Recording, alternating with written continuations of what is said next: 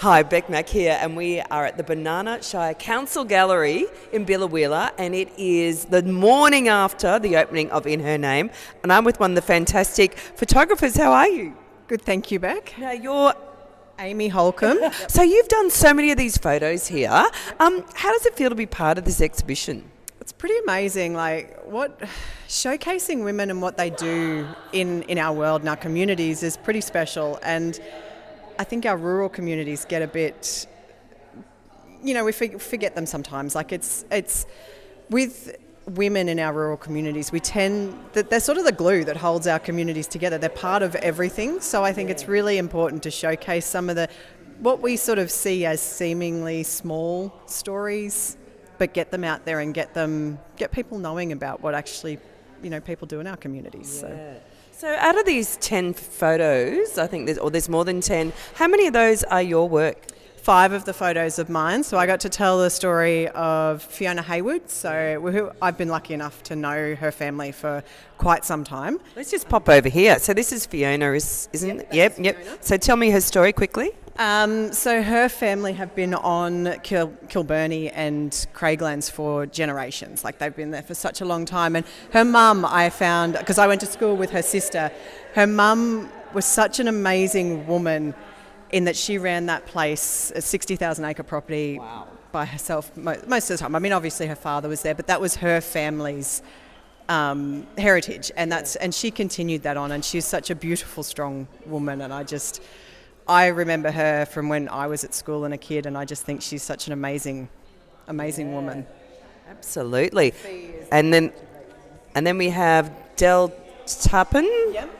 So Del is very heavily involved in, she loves her music, and so her church groups, but also with the elderly and bringing a lot of joy to the old people's home here in Billow.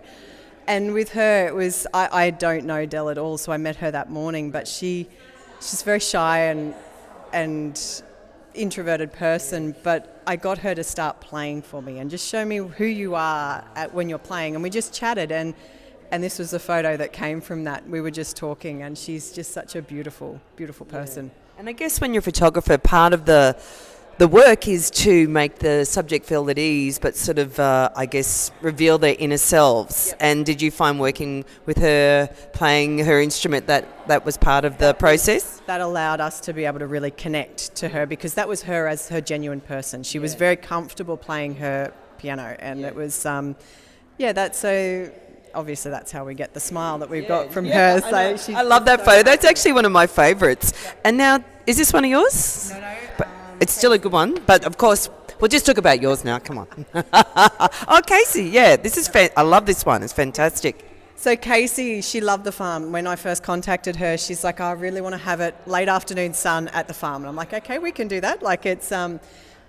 She just obviously has a beautiful clothing line in Little Market Co, but just still very passionate about what they're doing out there and trying to improve what they're doing in their farm. And I was talking to her this morning, even in the learning that she's done just in the last couple of weeks, and trying to drive that forward. So, and that's a passion of mine too, in the regen ag space. So it's it was really cool. You cannot beat the light out here. I love the light in Biloela, Longreach, even Charleville. It's something that's just it's so really it almost illuminates the subject. Yep, I love our afternoon light. In particular, summer's a bit tough because it's a very hot time of year here, but I think we shot these in September, and it's such an amazing time of year. The sky is so clear and crisp, and it's just so glow. The glow can't be beaten. Yeah. The glow, that's what it is, the beautiful glow. So, and what's the 4th image? Oh, sorry, hello. Down here.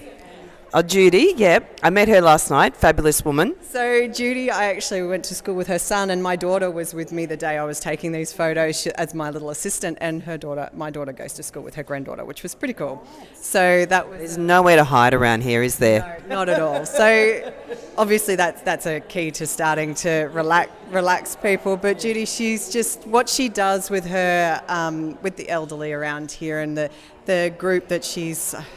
Can't think of the name of what it's actually called at the moment, where she travels them around to different activities that they organise together, and I just think it's such a wonderful thing in the community for those people that can't get themselves around all the time. So, yeah. So I guess it's creating accessibility for the community.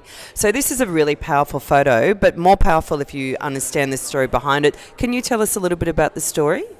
So everyone locally knows the story of Priya and her family and how they were taken into detention and removed from the community, and the fight that the community put in to try and get them back to Biloela.